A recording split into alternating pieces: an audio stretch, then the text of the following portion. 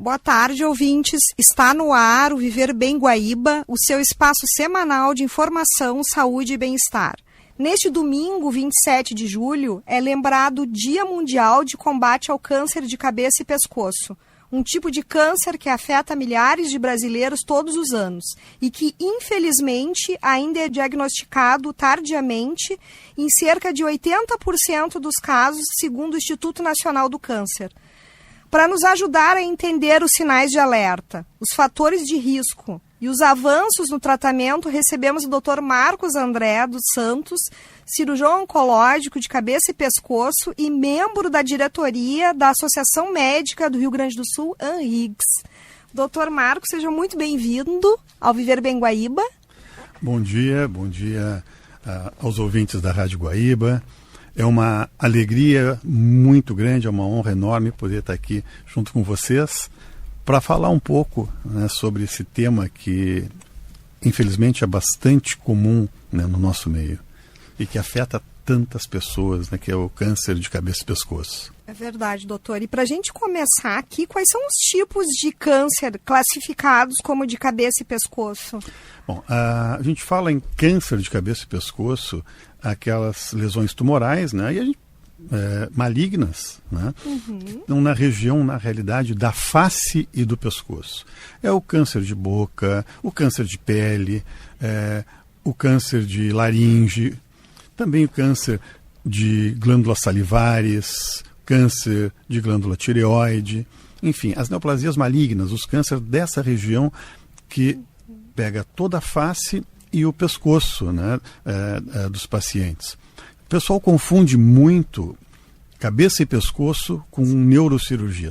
É verdade. São especialidades distintas. A neurocirurgia, ela engloba as lesões que estão no cérebro, que estão dentro do sistema nervoso central.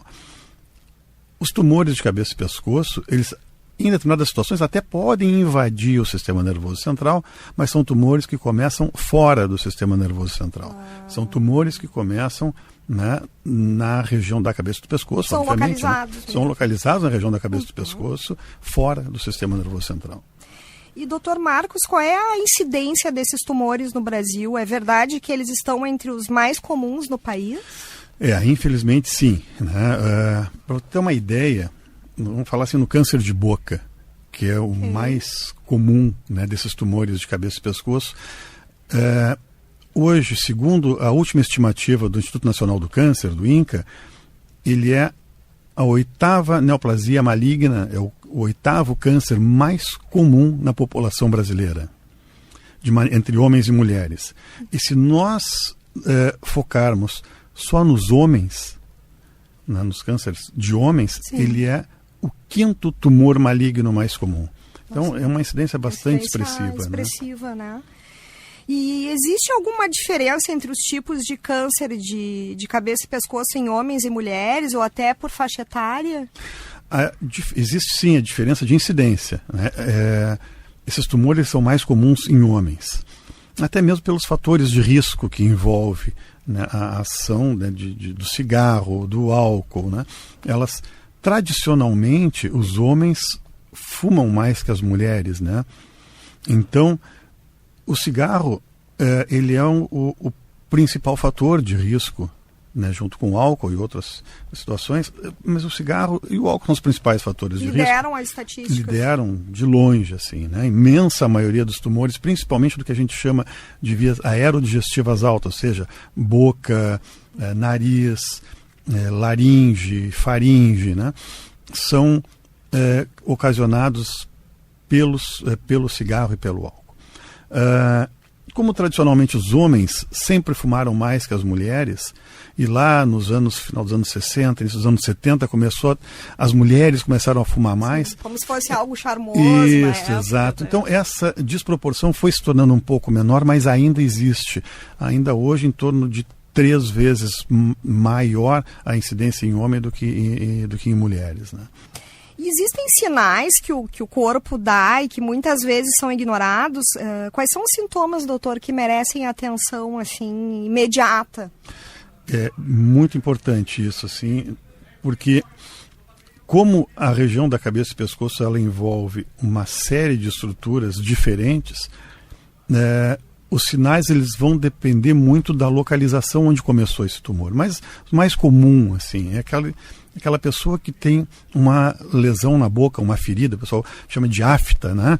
Não necessariamente uma afta, mas qualquer ferida na boca que não cicatriza em 2 semanas, ela tem que ser vista por um profissional da saúde. Olha que importante, né? os ouvintes se alertarem para isso. Né? 2 semanas. 2 semanas.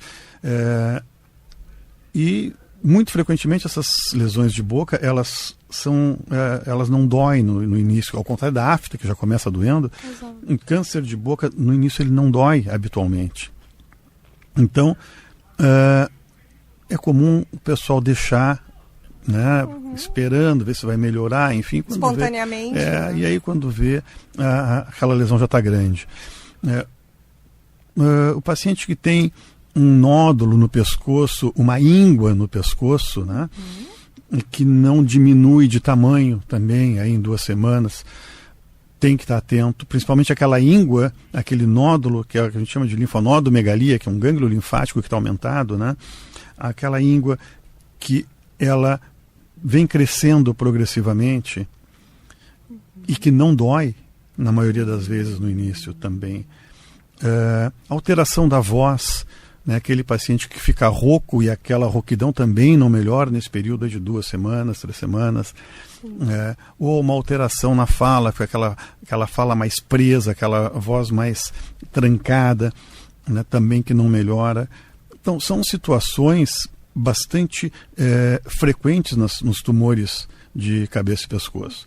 Então, esses sinais, esses sintomas que surgem dessa forma, que não regride espontaneamente, aí, como eu falei, em 2 semanas, tem que ser visto por um profissional da saúde, sem dúvida nenhuma. Que também tem as mudanças agora no inverno, que obviamente as pessoas às vezes demoram mais, né? Às vezes sai alguma íngua, alguma coisa em função de alguma doença respiratória, Exato. Dor de garganta, então assim, a pessoa não precisa se apavorar, né, doutor? Não, com certeza, sim.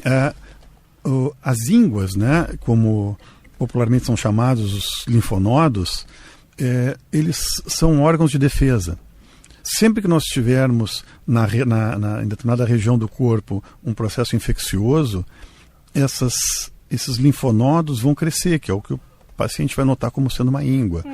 Só que isso tem que diminuir à medida que aquela infecção é curada. Olha que importante. Então, ali aproximadamente 2 semanas já tem que ter diminuído essa íngua, esse linfonodo já tem que ter voltado ao tamanho normal. Se não voltar, é importante procurar um especialista. É importante procurar um especialista, extremamente importante. Porque esses tumores de cabeça e pescoço, quando eles são diagnosticados em fases iniciais, a gente tem uma chance de cura de até 90%. Nossa, é um índice alto. Exato. Então, o grande desafio é fazer o diagnóstico nas fases iniciais. E doutor, a Sociedade Brasileira de Cirurgia de Cabeça e Pescoço tem alertado sobre um aumento de casos causados pelo HPV. Exato. O que o senhor teria para nos comentar em relação a esse dado? O HPV, né? O papilomavírus humano. Papilomavírus humano, que é o mesmo tipo de vírus, né, que está no colo do útero, nos genitais, enfim, né? Ele realmente está envolvido principalmente naqueles cânceres lá da garganta, que a gente chama de orofaringe, né? Que é o câncer lá da base da língua, que é aquela parte da língua que está voltada lá para trás, na garganta. É o câncer de amígdala, enfim, toda aquela região lá de trás da garganta. Ele é um dos fatores de risco para desenvolver, né, câncer de orofaringe, é o papilomavírus humano, é o HPV, e nos mesmos subtipos, né, que o papilomavírus ele tem subtipos de vírus, né?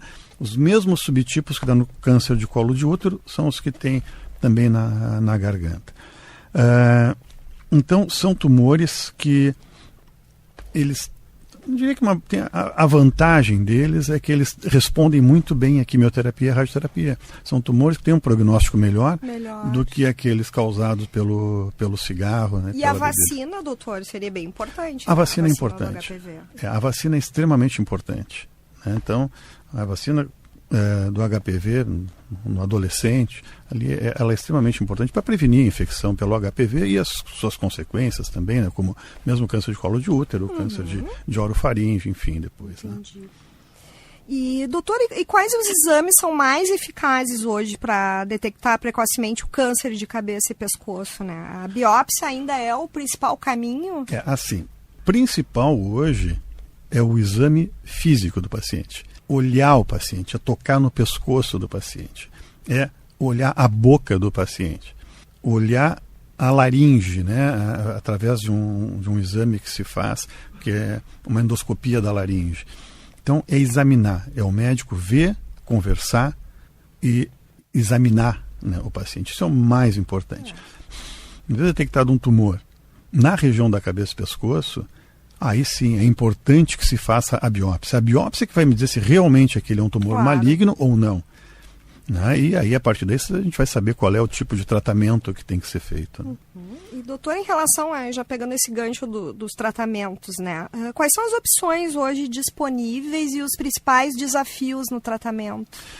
Opções disponíveis, basicamente assim, cirurgia, esses tumores, pelo comportamento deles, eles são tumores que num primeiro momento, a maioria deles, tem as exceções, né? Mas a maioria deles, o tratamento é cirúrgico.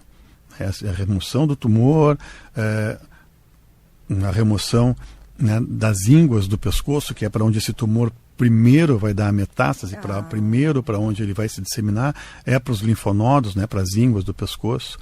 Então é tratar cirurgicamente o tumor e as ínguas do pescoço, às vezes seguido de radioterapia.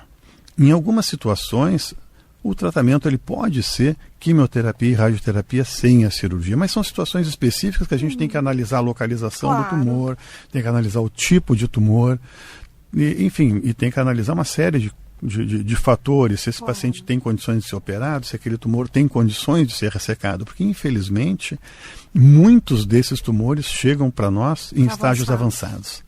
E aí a gente também traz aqui uma provocação. Por que o câncer de boca ele chega em estágios avançados? Se nós formos ver, a maioria dos tumores de cabeça e pescoço, principalmente nos serviços públicos, eles chegam em estágios avançados. Por que isso? Se boca é tão fácil examinar, basta abrir a boca, olhar, né? Então, hoje, no país a gente faz diagnóstico precoce, né, de câncer, câncer de colo de útero, câncer de reto, câncer de mama, se faz, né, diagnóstico precoce. E câncer de boca, infelizmente, que é muito mais fácil de examinar, não se faz diagnóstico precoce. Então, entra aqui a provocação. É verdade, né? doutor. O que se precisa? Campanhas de diagnóstico precoce, campanhas de prevenção, né, do câncer de boca, conscientização do câncer de boca. Até com o próprio dentista, né, o bucomaxilofacial também, fazer essa parceria, né, é extremamente importante. O cirurgião de cabeça e pescoço. Sim, não, existe, grande parte dos lugares, existe essa parceria entre os dentistas e o cirurgião de cabeça e pescoço. Né? Então, é muito importante, né, essa ação multidisciplinar, para que se possa fazer diagnóstico precoce desses tumores de boca. E a partir daí, então, nós vamos ter, logicamente, um prognóstico melhor para esses pacientes, nós vamos ter cirurgias menores, né, consequentemente, com menos sequelas. Né? E mais resolutividade. Né? Com certeza. Imagina assim que eu sempre comento, o câncer de cabeça e pescoço, ele literalmente está na cara. Quando a gente fala em câncer, por exemplo, de estômago, câncer de pulmão, né, esses tumores eles ficam lá escondidos embaixo da pele e a pele ainda, a cicatriz foi coberta pela roupa. Câncer de cabeça e pescoço, não, ele literalmente está na cara. Está na cara. Né? Então, qualquer cirurgia um pouco maior pode trazer uma deformidade para um paciente. Então, cirurgias pequenas, essa chance é muito menor. E para cirurgias pequenas, eu preciso de tumores pequenos, obviamente. Né? Quer dizer, o diagnóstico precoce é fundamental. É fundamental. Doutor, e dentro da cirurgia de robótica, que tem ganhado bastante espaço nesse campo, né? Quais são os benefícios em termos de precisão e recuperação? Eu não faço cirurgia robótica, não tenho experiência com cirurgia robótica, mesmo porque é uma tecnologia bastante recente e ainda muito inicial, né, principalmente na cabeça e pescoço. Mas já tem o seu espaço. Tem colegas aqui em Porto Alegre que já fazem, já trabalham com robótica e que se sabe assim que se consegue abordagens muito precisas, né, com menos sequelas, o acesso até chegar ao tumor, ele se torna mais menos traumático, digamos assim, para o paciente. Porque às vezes a gente, para chegar num tumor lá na orofaringe, lá na base da língua, lá atrás na garganta, a gente tem que fazer um acesso muito grande, né, com ressecções amplas, consequentemente cirurgias mais agressivas. Com a robótica, o pessoal está conseguindo chegar ali sem precisar esses acessos, conseguindo uma ressecção bastante precisa, né, e, logicamente, muito menos traumática para o paciente. Né? Mas, quer dizer, ainda está começando, né? Sim, tem pouca gente ainda fazendo, mas, com certeza, deve evoluir bastante no futuro a cirurgia robótica. Ela já tem o seu espaço para alguns tumores de cabeça e pescoço, né? E a gente espera que evolua mais ainda. Que avance, né? E que as pessoas possam ter acesso. Exato, também, né? exatamente. Né? E, doutora, e qual é o perfil mais comum dos pacientes diagnosticados com tumores de boca e garganta? É aquele paciente que fuma muito, né? Muitas vezes é o paciente que faz o uso diário de bebida alcoólica, o paciente alcoolista. Então, esse assim, e geralmente homem, né? Mais homem do que mulher. O senhor tinha comentado no começo da entrevista. Aquele homem lá acima dos 40, 50 anos, tabagista, outras tantas vezes etilista. É muito comum o paciente etilista também ser tabagista. Já não é tão comum o paciente tabagista, ele nem sempre é etilista, né? Mas a associação do cigarro e do álcool são fatores de risco extremamente importantes para desenvolver esses tumores. Então, também, logicamente, um paciente que não tem uma dieta adequada. A alimentação. A alimentação é fundamental. Aquele paciente que não tem uma higiene da boca de forma adequada. É muito comum a gente encontrar esses pacientes com o estado da boca, estado de saúde bucal muito precário. Assim, dentes faltando, dentes quebrados, cáries, né, que a gente chama de dentes sépticos, né, doença da gengiva, doença infecciosa da gengiva. Então, é um paciente que ele traz uma série de características, né? Então, alcoolismo, tabagismo, má higiene bucal, nutrição inadequada. Sim. Então, E a faixa etária, assim, que é mais atingida? Normalmente, a partir dos 40 anos de idade, 50 anos, não quer dizer que não possa ter antes, claro. Né? Já tive um paciente mais jovem que eu operei com câncer de via aerodigestiva alta, foi com 21 anos. Nossa. Ainda ontem, conversando com um colega que trabalha junto comigo, ele me falou que operou um adolescente de 16 anos. Meu Deus. Mas são exceções. Né? Sim.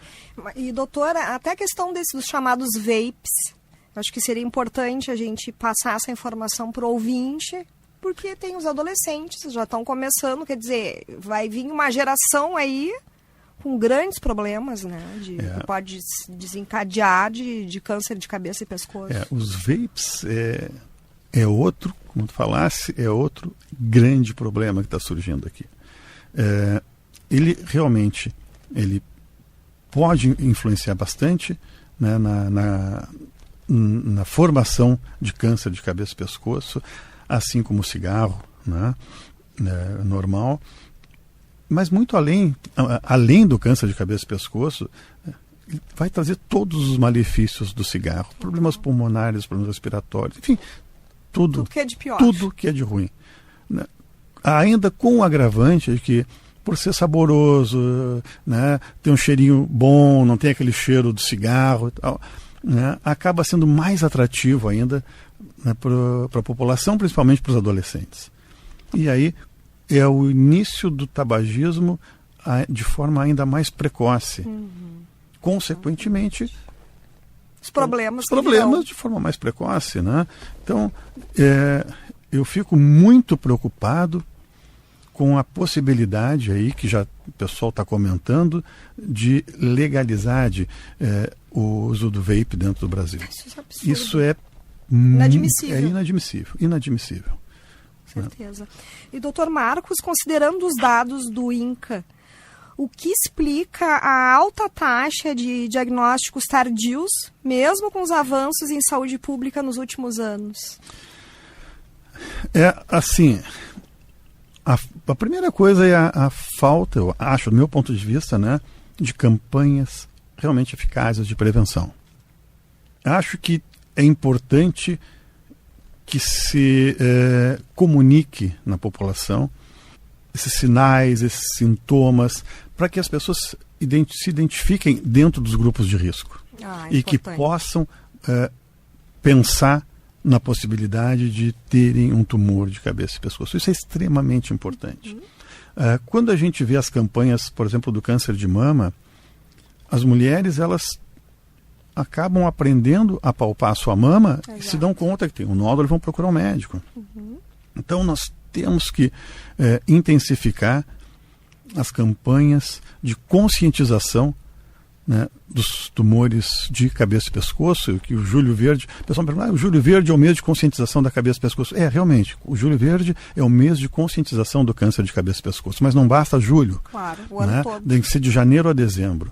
E até não naturalizar alguns sintomas, né, como a rouquidão, áfidas persistentes, até me lembrando dos professores em sala de aula.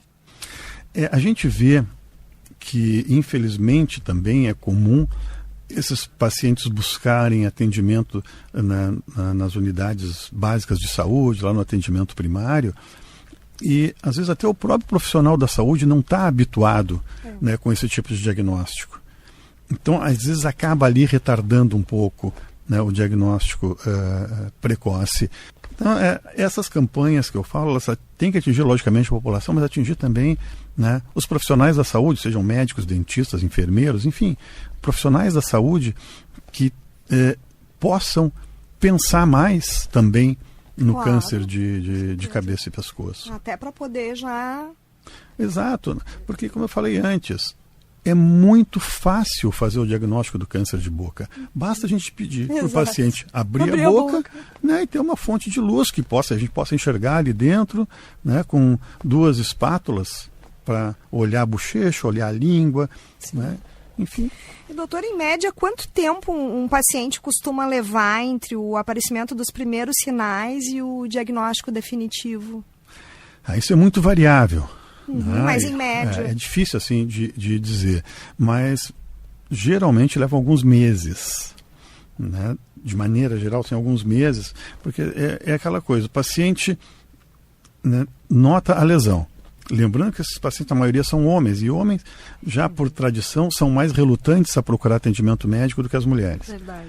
Aí, qual é a primeira coisa que todo mundo faz quando nota uma alteração no corpo? A gente espera para ver se vai melhorar sozinho, né? Isso é natural, todos, né? Então, aquela pessoa nota, sei lá, uma lesão na boca, por exemplo, espera para ver se aquela afta vai melhorar, se aquela ferida vai melhorar. Não melhora, aí acaba, antes mesmo de procurar o atendimento médico, acaba procurando outros atendimentos alternativos, ou conversa com um amigo que já teve uma ferida parecida, que usou não sei o que, ou vai na farmácia, e o balconista da farmácia receita algum remédio lá, que vem da cabeça dele, que isso é uma coisa também bastante grave. A questão da automedicação é muito perigoso. Né? Então, e aquilo vai aumentando, vai crescendo, vão passando as semanas e aquela lesão está ali, está crescendo. Às vezes mascara também. Né? E seja essa lesão, uma ferida na boca, como eu falei, seja uma rouquidão, seja aquela íngua no pescoço, enfim, vai deixando aquilo passar. E acaba indo procurar o atendimento lá na unidade básica de saúde, né? Lá no atendimento primário, e lá o médico ou o dentista vão olhar e, bom, a partir dali eles vão começar a dar um andamento, né, na investigação daquela lesão. E aí começa, pede exame, aí quando vê que precisa encaminhar para um especialista, aí vai encaminhar, aí tem todo o fluxo até chegar no especialista. Nós estamos falando, né, em atendimento público, né, serviço do SUS. Aí até todo o fluxo que a Secretaria da Saúde da sua cidade tem até chegar no serviço de cabeça e pescoço, no serviço de cirurgia oncológica, e aí chega lá, consegue a sua consulta, isso leva muito tempo. Leva tempo. E, doutor Marcos, a gente está se encaminhando aqui para o final da entrevista. Temos muito ainda que falar, porque realmente é um assunto que é necessário que seja abordado muitas vezes, não só no mês de julho, né? Então, gostaria que o senhor deixasse uma mensagem para os ouvintes, em termos de prevenção, que as pessoas precisam observar, procurar um especialista. O que eu diria, assim, primeiro de tudo, evitar os fatores de risco. Abandonar o tabagismo, abandonar o etilismo, abandonar a bebida de álcool, né? Cuidar da alimentação. É uma alimentação regrada, é uma alimentação saudável. Qualquer alteração que nota, seja na boca, no pescoço, na fala, enfim, qualquer alteração na respiração, procurar uma unidade de saúde para que seja visto por um profissional da saúde o que pode estar acontecendo ali. Assim a gente vai ter uma possibilidade de, com as medidas de prevenção, diminuir a incidência desses tumores e com o diagnóstico precoce fazer com que tenhamos uma possibilidade de cura muito maior, que pode chegar, como eu falei no início da nossa conversa, em até 90% de cura. A gente destacar novamente esse dado. Exatamente. Nós vamos ter, dentro do diagnóstico precoce, também cirurgias menores, tratamentos muito mais eficazes e muito menos agressivos, consequentemente, com muito menos sequelas para esses pacientes, né? E, acima de tudo, preservando a vida. Com certeza. Doutor Marcos, muito obrigada por compartilhar essas informações valiosas aqui com os ouvintes no Viver Bem Guaíba. Essa entrevista vai ajudar a ampliar o conhecimento da população, né? E sobre uma doença ainda pouco discutida, mas que exige atenção e cuidado. Eu que agradeço a oportunidade de estar aqui. Eu tenho certeza absoluta que nós teríamos muito mais ainda a falar sobre câncer de cabeça e pescoço, mas que com o que nós conversamos aqui, eu acho que dá para o pessoal ter uma ideia e se cuidar um pouquinho melhor. É verdade. Né? Cuidar, se prevenir e procurar o auxílio médico, o auxílio do profissional de saúde quando notar alguma alteração. Guaibeiros, vamos para o intervalo rápido e já voltamos com mais saúde e bem-estar no Viver Bem Guaíba. Espero vocês!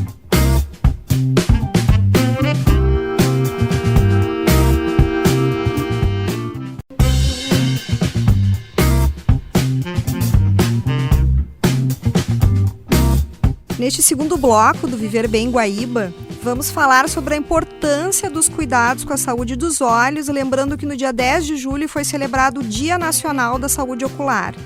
E para falar sobre o tema, recebemos hoje aqui no estúdio da Guaíba o Dr. Gustavo Bordim, oftalmologista cooperado da Unimed, Porto Alegre, que é especialista em cirurgia da catarata, córnea e também trata de doenças externas. Boa tarde, doutor Gustavo, seja bem-vindo ao programa. Muito boa tarde, Paula, muito obrigado. Agradeço a oportunidade de estar aqui na Rádio Guaíba e também a oportunidade cedida aqui pela Unimed. Obrigada, doutor.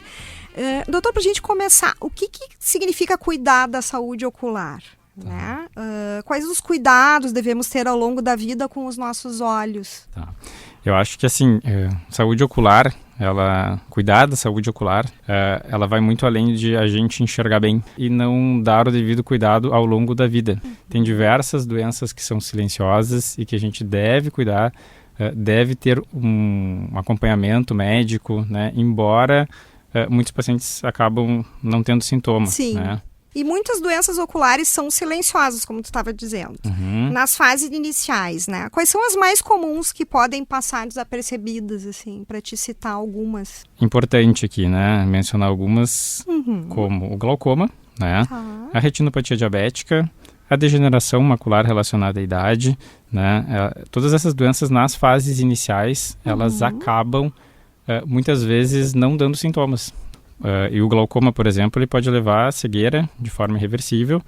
O paciente acaba tendo sintomas numa fase final da doença. A retinopatia diabética também é outra alteração que faz com que o paciente pode ter o diabetes por muito tempo. A gente acaba numa consulta oftalmológica examinando o fundo de olho desse paciente. Entendi. E encontrando alterações que provavelmente já estão em outras estruturas, porque ela é uma doença sistêmica. Sim. E já a degeneração macular relacionada à idade, ela é uma doença que afeta a retina, normalmente vai acometer pacientes acima dos 65 anos, e esses pacientes acabam confundindo, às vezes, uma perda de visão, uma baixa de visão, com uma necessidade de trocar de óculos, e acaba que posterga uma consulta oftalmológica e a gente acaba perdendo tempo de tratamento. Entendi. Aí já estava em avançado estado, né? Isso. Entendi. Importante que todas essas doenças elas têm tratamento. Né? Importante frisar isso para os ouvintes. E assim, se tu for pegar, segundo o Conselho Brasileiro de Oftalmologia, numa média de mais ou menos 70% das doenças oculares, elas são tratáveis. Olha só. Que a gente poderia prevenir uma perda de visão. Sim. Né? Então isso é bem importante. Entendi. E a partir de que idade devemos começar a fazer os exames oftalmológicos de rotina? A nossa primeira avaliação oftalmológica, de forma geral, ela vai acontecer na maternidade, né? Que é quando o bebê nasceu, teste do olhinho. Existe o teste do olhinho. Esse teste do olhinho ele é realizado na maternidade, e a primeira consulta oftalmológica, ela tem que acontecer até os 6 meses, né? Entre 6 meses e 1 ano de idade. Então, para identificar alterações como catarata congênita, como retinoblastoma, altas ametropias, estrabismo, né?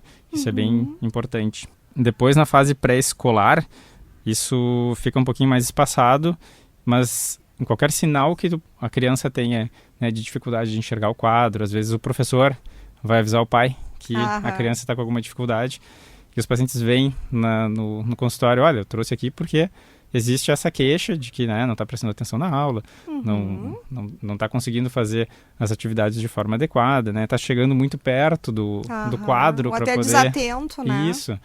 E na vida adulta, se a gente for considerar pacientes seus 40 anos para cima, ali, a gente vai ter uma necessidade de acompanhamento com o oftalmologista a cada 2 anos, se o paciente é rígido, não tem nenhuma doença. Mas se tiver uma retinopatia diabética, um glaucoma ou alguma outra doença que tenha um acometimento oftalmológico, a cada 6 meses ou a cada ano. Depende do que ele tem. É importante, né? Isso. Se a pessoa já tem uma patologia, tem que fazer essa revisão. Tem que fazer essa revisão. E aí fica de acordo com o critério oftalmológico, de que forma ele vai fazer esse acompanhamento, né? E no caso, doutor Gustavo, da questão do ceratocone, que é uma condição que merece atenção, né? Como identificar e tratar essa doença? O ceratocone, ele é uma doença que acomete normalmente pacientes jovens, tá? Aí na sua adolescência, na sua pré-adolescência. É uma doença que tem um caráter pode limitar muito a vida das pessoas, certo? Então, desde a infância, eu devo acompanhar todo paciente que tem um histórico familiar de ceratocone. Tem um fator genético. Existe um fator genético, um fator hereditário ligado a isso. Claro que tem outras... É uma doença multifatorial também. Ela está muito associada com pacientes que têm doenças atópicas, como asma, rinite. O fato do paciente coçar os olhos, hoje a gente sabe que é uma das causas da piora da doença. Então, prestar atenção nesses pacientes que têm esses sintomas. Crianças e adolescentes, jovens que coçam demais os olhos, que têm uma alteração na refração, no grau do óculos, né? Um aumento de miopia, um aumento de astigmatismo de forma muito rápida, muito abrupta, deve ser levado em consideração o exame de topografia ou de tomografia para identificar essa doença. Porque ela tem tratamento.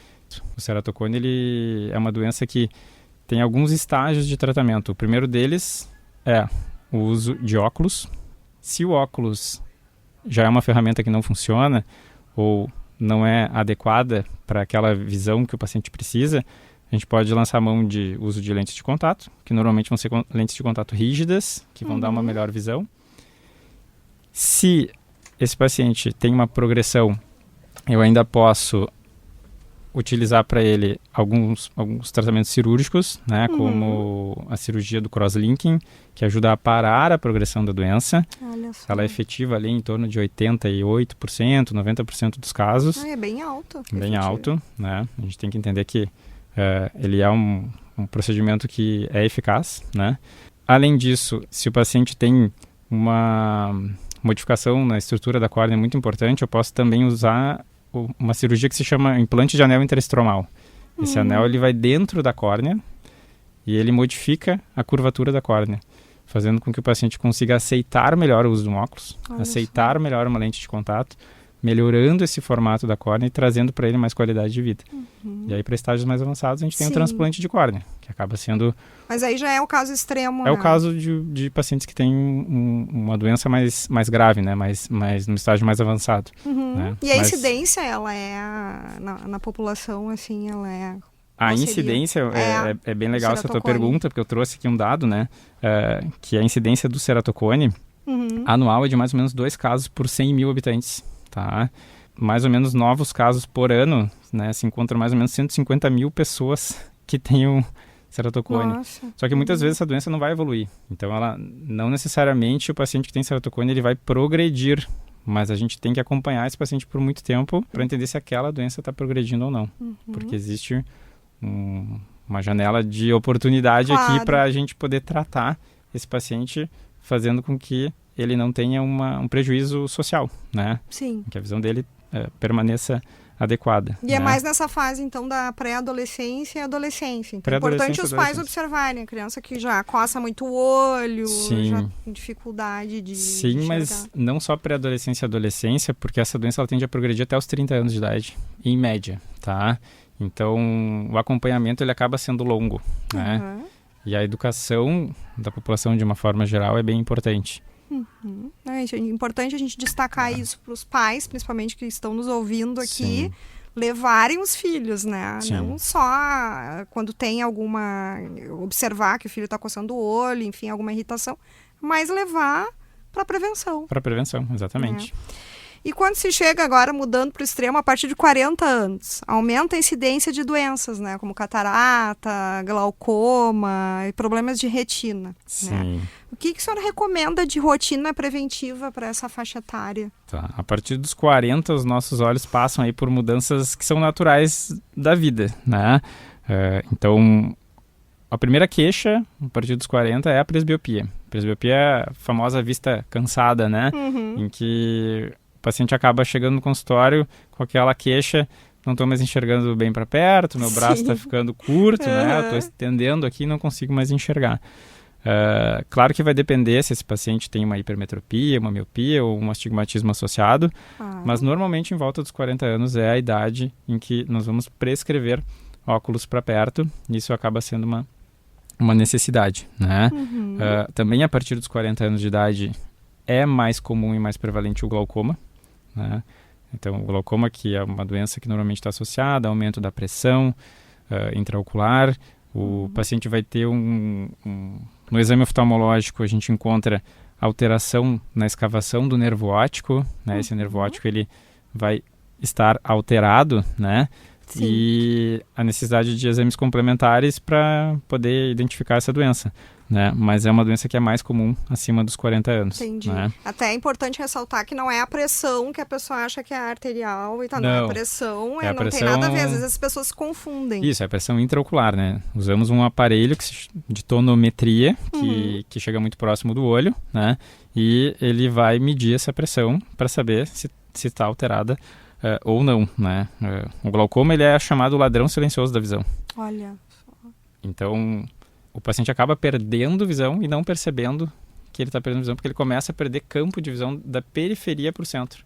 Então, esse dado, né, de prevenção, de ir à consulta oftalmológica, né, se tem algum familiar que tenha o glaucoma, é importante fazer essa avaliação. E a incidência é alta, doutor, também do glaucoma? A prevalência, né, na população acima dos 40 anos, né, que é mais prevalente, dá em torno de 2 a 3% da população acima dos 40 anos de idade. Nossa, é bem alto. É bastante alto, né? Em alguns estados tem estudos mostrando ali, por exemplo, na Bahia, que seria em torno de 8,5%.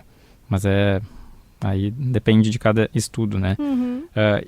De pessoas que desconhecem a doença, se estima que mais ou menos 50% dos pacientes portadores não conhecem que tem a doença.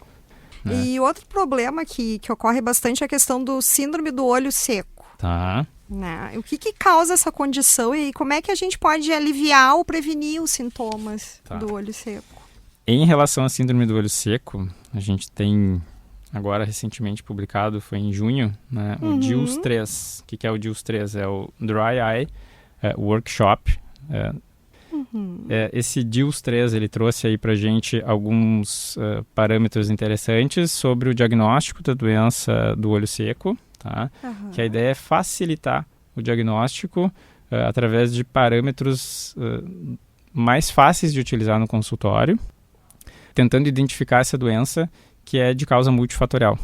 Normalmente, a gente vai ter o olho seco classificado em 2 tipos, né? Que é o olho seco por deficiência de produção da lágrima e o olho seco por um processo evaporativo, que normalmente vai ser por doenças de glândulas de meibômios, que são as glândulas responsáveis pela produção da parte mais gordurosa da nossa lágrima. Entendi. Né? Então, a gente tem que conseguir identificar qual é o tipo de olho seco que o paciente tem, considerando o estilo de vida, né? Sim. Hoje, o olho seco, ele também está associado muito ao uso de telas. A gente pode... isso é importante. O paciente acaba piscando menos o olho, né, quando está na frente de uma tela. Uso de celular. Outras doenças sistêmicas podem estar associadas, né, como síndromes de Sjögren, doenças reumatológicas, a questão hormonal acima dos 40 anos de idade. Tá? Vai se perdendo muito líquido, né? E mulheres vão ter uma queixa maior, né, nessa idade. O envelhecimento por si só já vai modificar a função palpebral do paciente. Ele vai acabar tendo um olho seco por diversas outras causas associadas ao envelhecimento também, né? Entendi. Mas é bem importante fazer esse tratamento. E o tratamento, doutor, assim, para quem já tem olho seco, o uso de colírios? Uso de colírios, né? Se for dependendo da causa que a gente vai identificar. Hoje nós temos diversos tipos de colírios, tá? Tem colírios que vão tratar um olho seco que tem uma deficiência aquosa maior, um colírio que tem uma quantidade maior de lipídios, que vão repor essa camada de gordura de forma melhor. Existem outros medicamentos que vão aumentar essa quantidade de lágrima, dependendo, né, se o paciente tem uma síndrome associada ou não. Existem formas de tratar o olho seco com luz pulsada, tá, que também funciona para quem tem doença associada à doença de glândulas de meibômios, que é uma técnica que tem sido usada. Claro que tem que fazer o diagnóstico correto da... Sim, eu ia dizer, como é importante não ficar comprando qualquer colírio, vou na farmácia. Não, consultar com o oftalmo e ver o que é mais indicado para o seu caso. Exatamente. Então, nem todo paciente vai se beneficiar, por exemplo, de uma luz pulsada. Nem todo paciente vai se beneficiar de um tipo específico de colírio, né? Claro. Às vezes o vizinho usa um colírio que ele achou que vai funcionar e ele precisa de uma avaliação oftalmológica, né? Porque senão ele vai se frustrar e achar que nenhum colírio pode funcionar. Então, sempre tem que usar um medicamento conforme prescrito pelo seu médico oftalmologista. E até algumas dicas, doutor, assim, para quem fica muito tempo na tela, né, no celular. Certo. Quer dizer, o que seria importante a pessoa fazer umas pausas com descanso, olhar para o outro lado, dar uma respirada, levantar. Hoje em dia, né, assim, existe uma regrinha básica que a gente chama de regra 20-20-20, né, que seria a cada 20 minutos, fazer uma pausa de 20 segundos e olhar para um objeto distante a 20 pés ou a 6 metros de distância. Isso ajuda, né? A gente sabe que fazer pausas durante o trabalho, né? Se principalmente tu tens à tua disposição um ambiente de trabalho onde tu tem uma janela, que tu possa olhar para longe, olhar para o horizonte, né? Isso é interessante. Eu gosto de dizer para os meus pacientes que, claro que às vezes é difícil de fazer isso, né? Nem todo mundo tem essa disponibilidade de tempo, mas... naquela pausa que tu tem a oportunidade de tomar um café, né? Vai fazer uma pausa pequena, para um pouco, larga o teu celular, né? Busca uma água, um café, um chá, enfim, vai dar uma desopilada e olha para longe, olha para o horizonte. Se tu já usas óculos, né? Com o uso do óculos, ele vai te ajudar a enxergar melhor e a relaxar a musculatura interna que nós temos dentro do olho, que é responsável por fazer esse foco de perto. Então, eu gosto sempre de dizer o seguinte, né? O nosso olho, ele tem uma musculatura interna que funciona como se a gente estivesse indo para academia, né? Se eu uso demais aquele músculo e eu não dou pausas para aquele músculo vai acabar fazendo uma contratura e é difícil de relaxar aquele músculo. Então, eu preciso fazer pausas para que aquele músculo ele tenha aquela elasticidade e ele consiga relaxar durante o dia. Até para lubrificar mais também, né? Porque a E pessoa também fica para sem lubrificar, né? O uso de telas hoje, ele veio para ficar, né? Exatamente. E até pegando esse gancho, né, doutora, a questão do uso do computador à noite ou com pouca luz, o celular. As pessoas têm muitas vezes esse hábito, né? Fica ali, vou dar uma espiadinha. A gente sabe que não é o recomendado ficar com o celular ao lado da cama, mas muita gente, principalmente adolescentes. Sim. O que é verdade, assim, e é mito, né? Quer dizer, ele faz mal para a visão, ele pode interferir, quer dizer, a pessoa que fica tarde da noite, às vezes olhando sem uma luz, só com a luz do celular aqui. Uhum. Existe um esforço acomodativo maior porque tu vai acabar focando naquele objeto. Existe uma tendência, se tu estás ali dormindo, né, quase dormindo, ficar com aquele objeto muito próximo do olho, isso vai cansar mais, né? Fora que o estímulo luminoso, né, ele é ruim para o sono, né? Então a gente sabe que esse estímulo piora a nossa qualidade do sono. Então o ideal é, se eu tenho que me estender para alguma atividade no final do dia ou na noite, que a gente tenha um ambiente iluminado, né? Porque assim melhora a acomodação, a gente consegue enxergar com mais facilidade, né? O uso de luz amarela acaba sendo mais confortável também. Olha que dica boa, luz amarela. Isso. Então, tem algumas diquinhas aí que são importantes. Sim, é importante. E, doutor, em relação àquelas luzinhas ou as manchas que às vezes aparecem no nosso campo de visão, elas são normais? Ou até aquelas mosquinhas, às vezes a pessoa, eu tô vendo mais um monte de mosquinha. As famosas moscas volantes. Isso, quando é que a gente deve se preocupar? Perfeito. Essa é uma queixa muito comum, não só nos pacientes com mais idade, mas também nos pacientes jovens, tá? Normalmente as moscas volantes, elas são sinal de uma alteração na densidade do vítreo, que é o gel que tem dentro do olho. Então, é mais comum isso acontecer nos pacientes com mais idade, né, acima dos seus 30, 40 anos de idade.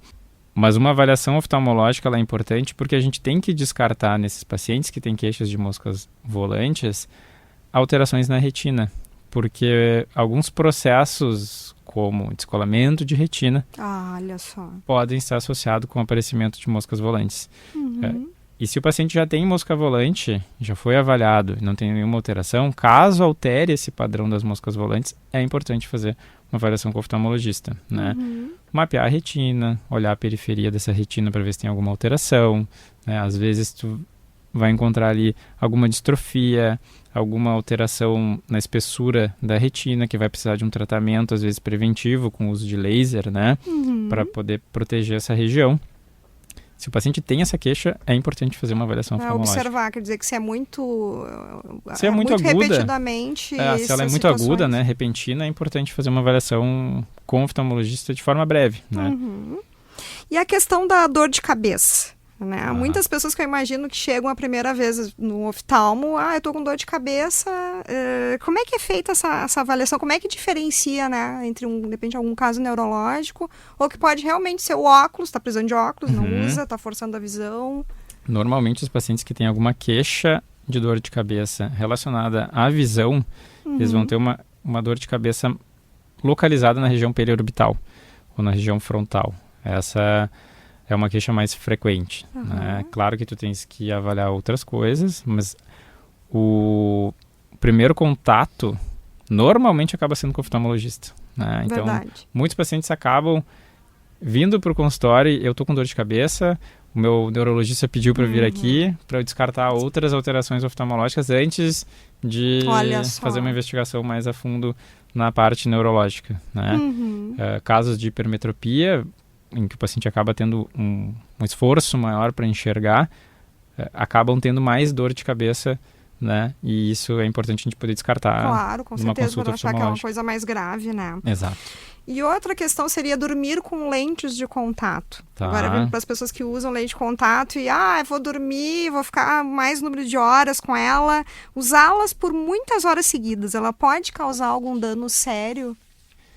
A lente de contato, ela deve ser utilizada com bastante cuidado. Eu sou muito fã das lentes de contato, elas funcionam muito bem, eu adapto bastante lente de contato no consultório. Gosto bastante tanto das lentes gelatinosas quanto das lentes rígidas, elas funcionam muito bem, mas a gente tem que ter cuidado, né? Então, toda avaliação para o uso de lente de contato, ela deve passar por um oftalmologista, né? Então, o paciente tem que ser avaliado periodicamente para saber se aquela lente está causando algum desconforto, está causando algum mal para a córnea dele, porque, querendo ou não, é um objeto que está em contato com o nosso corpo. Claro, um né? objeto estranho. É um corpo estranho. Uhum. Mas ela, estando bem adaptada, tudo ok. Quanto à questão de horas, normalmente uma lente gelatinosa, a gente vai indicar para esse paciente em torno de 8 horas por dia. Né? Uhum. Às vezes vai usar por um tempo um pouquinho maior, mas mais ou menos nessa média. Dormir de lente de contato já é algo proscrito, né? Embora tenha algumas caixinhas ali que possam estar escritas que seria uso prolongado, dia e noite, né? Mas não se deve dormir com lentes de contato, claro.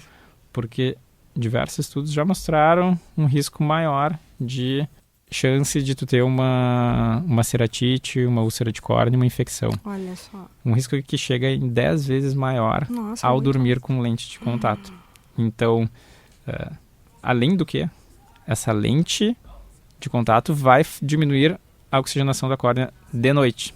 Sim. Nós temos a pálpebra que fecha e diminui essa oxigenação da córnea já de forma habitual. Além disso, eu tenho mais um corpo estranho que diminui ainda mais a passagem de oxigênio para a córnea. Então, totalmente proscrito, não se indica, né? Os usuários de lente de contato rígida, eles acabam tendo uma flexibilidade um pouco maior, porque a lente de contato rígida, ela tem uma permeabilidade ao oxigênio bastante alta. Então, eles acabam conseguindo usar essa lente por mais tempo durante o dia. Entendi. Né? Então, tem que individualizar cada caso. E até caso. aquelas lentes descartáveis, eu imagino que sejam mais até higiênicas e... As de descarte diário, por exemplo? De mensal. Eu sei, acho que tem mensal, tem diário também, né? Tem descarte diário, né? A lente de descarte diário, ela vai ser utilizada para aquele paciente, por exemplo, que vai nadar, né? Ou correr. Vai correr, vai nadar, vai para algum esporte que ele tenha contato com algo que possa contaminar a lente dele. É uma lente de descarte diário que ele vai usar. Só que usou, coloca fora. Claro. Né? Já descarta essa lente no mesmo dia.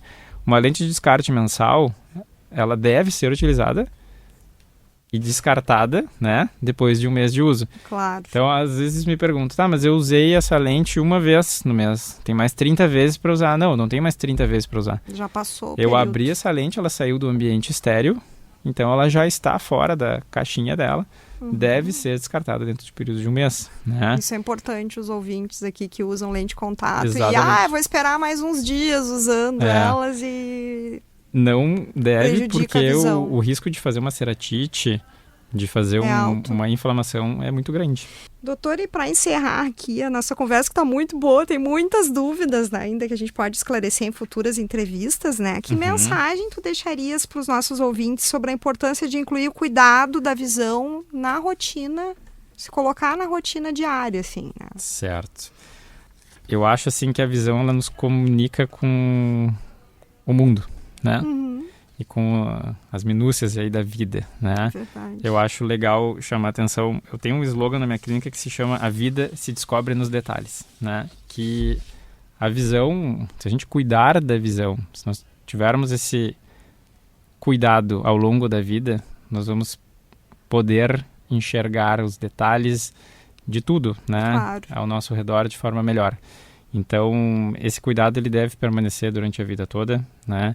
A consulta com o oftalmologista, ela deve ser precoce, ela deve ser rotineira. Sim, já começa no nascimento, né? Já começa no nascimento e a gente deve acompanhar isso durante a fase escolar, durante a vida adulta, né? Isso, o oftalmologista ele tem que ser o teu amigo. É verdade. Durante uma vida inteira, né? Ele tá aí para te acompanhar, para ser o teu amigo ali, né? Durante a vida toda. E nós temos excelentes profissionais, né? A oftalmologia hoje ela é bastante abrangente, né? Ela é uma área bastante complexa, mas que a gente consegue tratar felizmente muitas doenças e prevenir muitos casos se a gente tiver um acompanhamento adequado. Isso é maravilhoso. Aqui no Rio Grande do Sul a gente está com oftalmologia muito bem. Top, né? Muito bem. Dr. Gustavo Bordim, muito obrigada pela sua presença aqui no Viver Bem Guaíba e pelas orientações sobre os cuidados com a nossa visão. E a gente vai recebê-lo outras vezes aí para a gente esclarecer mais dúvidas e orientar os ouvintes. Muito obrigado, eu que agradeço. E desejo que seja um bom final de semana aí para todos. Obrigada, doutor. Lembrando que as 2 entrevistas estarão disponíveis no Spotify para quem quiser ouvir de novo ou compartilhar com alguém. Este programa tem caráter educativo e não substitui a consulta médica. Para diagnóstico ou tratamento, busque ajuda profissional. Na mesa de áudio, Jefferson Gomes, coordenação de central, Guilherme Silveira, produção e apresentação de Paula de Sá, gerência de jornalismo e esporte, Rafael Sequim, e direção geral de Claudinei Girotti.